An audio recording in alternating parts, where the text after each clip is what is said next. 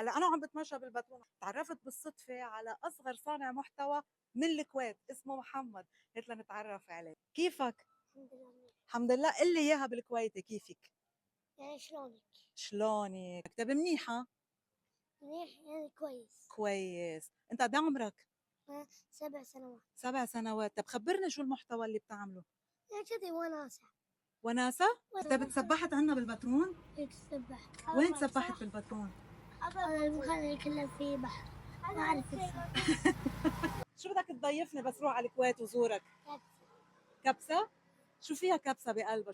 شو معموله؟ بتكون فيها رز يمكن؟ هي عيش. عيش؟ عيش يعني هو الرز؟ إيه. واو، هيك كلمه جديده. انا بعرف العيش بالمصري مثلا الخبز. طيب ليك شو بحطوا لها، دجاج ولا لحمه؟ دجاج ولحم. انت تعال شوف، انت شو اسمك؟ مبارك. انت مبارك؟ انت كمان معه؟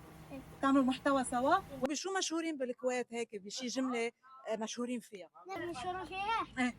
يعني مو لنا هي. لمين؟ الشيفان اللي يقولونها. ايه شو هي؟ انقلع. انقلع. ايوه. هي اول شيء انا هلا سمعته منه انقلع. انا هلا بس حدا يعذبني بقول له انقلع. لا. لا شو بقول له؟ يعني انقلع كانك تقول ازرف. اذرف يعني روح. إيه. روح. يا الله ما اهضمن.